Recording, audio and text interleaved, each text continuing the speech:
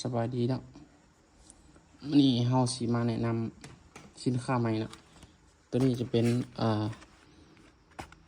ยางเนาะยางหุ่มพังยางหุ่มพังหรือว่าหุ่มเก็บเสียงเนาะตัวนี้จะเป็นยางแบบนี้เนาะตัวนี้จะช่วยในเรื่องกันห้อยเนาะกันห้อยแสกหรือว่าเวลาเราเข้าป่าเราไปสุ่มไปยังเนาะแบบถนอมเครื่องเราเนาะบ่อยากให้มันมีห้อยแสกห้อยยังเนาะตัวนี้ขนาดโต๊ะใส่ถังตัวนี้ความยาวจะอยู่ที่33 เซนเนาะใส่กับได้ทั้งทุกรุ่นเนาะบ่ว่าจะเป็นถังคาร์บอนหรือว่าถังอะลูเนาะใส่ได้เนาะตัวนี้จะเป็นเฉพาะโต๊ะสันเนาะ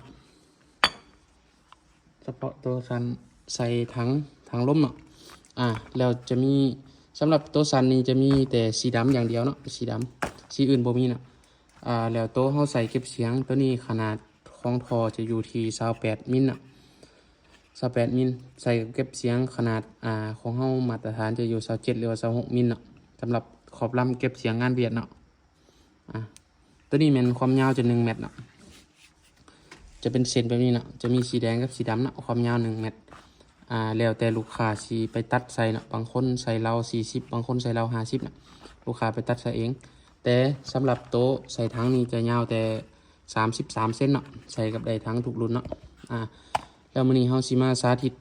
วิธีใส่ให้เบิ่งเนาะว่าวิธีใส่นี่เฮาสิใส่ในใดเนาะเฮาสิมาสาธิตใส่เก็บเสียงตัวนี้ซะเนาะFX เก็บเสียงตัวนี้ซะเฮาก่อนอื่นเฮาสิมาแท็กก่อนเนาะแท็กก่อนแท็กแท็กขนาดนี้ก่อนเนาะแท็กแบบนี้ขนาดพอดีแล้วเราก็เอามีแซมตัดเลยเนาะมีแซมตัดพัสดุมันจะเป็นยางเนาะเป็นยางแบบนี้แล้วเราจะใส่อุณหภูมิสูงบ่ว่าจะเป็นไดร์เป่าลมหรือว่าเอาน้ำร้อนลวกก็ได้เนาะจะเป็นแบบนี้เนาะจะเป็นแบบนี้เลยแล้วมื้อนี้เราสิมาสาธิตตัวเอาไดร์เป่าลมเป่าเนาะ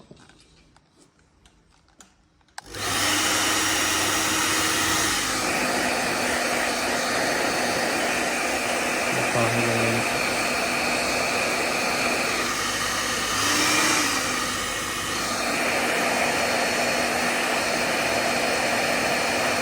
ถ้าเป่าแบบนี้มันจะค่อยๆหดเขาเนาะ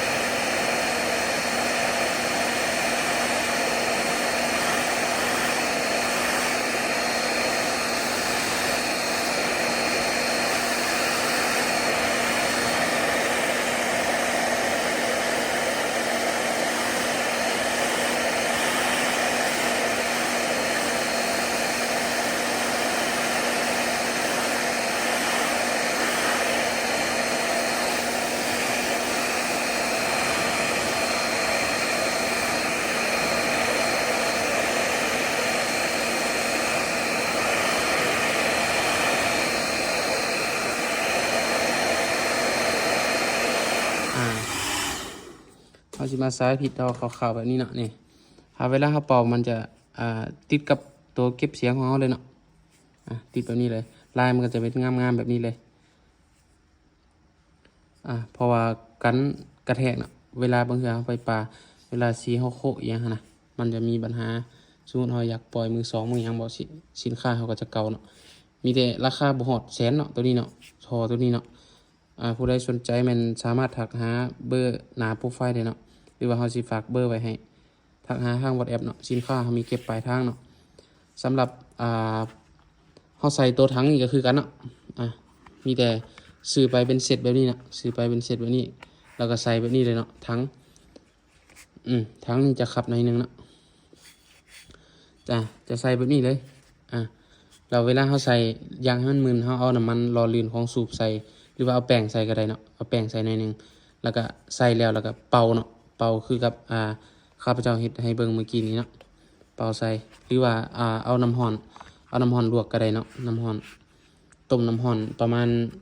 ฟดแล้วก็เอาตักหดเลยเนาะตักหดเลยแล้วมันก็จะหดเข้าแบบนี้เลยเนาะจะเป็นเรียบแบบนี้เลยงามๆแบบนี้เลยเนาะ งามๆแบบนี้เลยตัวนี้แมันสำหรับวิธีใส่งานเนาะสำหรับวิธีใช้งานเฮาสิอธิบายพอคร่าวๆประมาณนี้ให้เนาะสำหรับลูกค้าผู้ใดที่สนใจก็ทักเบอร์คือเก่าเด้อสินค้าเขามีพร้อมส่งสามารถเก็บปลายทางได้สำหรับเก็บเสียงจะมีสีแดงกับสีดำเนาะแล้วทั้งจะมีแต่สีดำอย่างเดียวเนาะเพราะว่าตัวนี้มันทั้งมันจะขนาดใหญ่กว่าเนาะตัวนี้จะ60มิลเนาะพอขนาดทอ60มิลเนาะขนาดทอนี่60มิลของเก็บเสียงมันจะแม่น26มิลเนาะ26มิลเส้นหนึ่งจะยาว1เมตรเนาะโตเก็บเสียงแต่ตัวนี้จะยาวอยู่ที่33เซนเนาะของตัวนี้เนาะแล้วสำหรับลูกค้าผู้ใดที่สนใจตัวนี้จะเป็น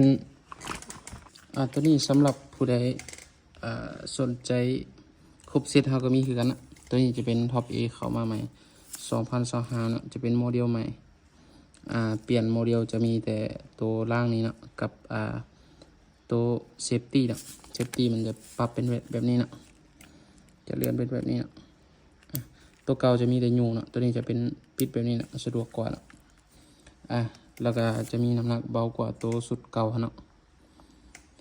สำหรับครบเซตลูกค้าสามารถทักแชทได้ทาง WhatsApp เนาะเบอร์หน้าโปรไฟล์เนาะสำหรับคลิปนี้ก็มีแต่ประมาณเท่านี้เนาะสำหรับผู้ใดที่สนใจยางตัวนี้สามารถทักแชทได้เด้อจะมีแอดมินตอบอยู่แล้วก็ทั้งคาร์บอนเขาก็ขายแยกคือกันเนาะทางคาร์บอนเขาก็ขายคือกัน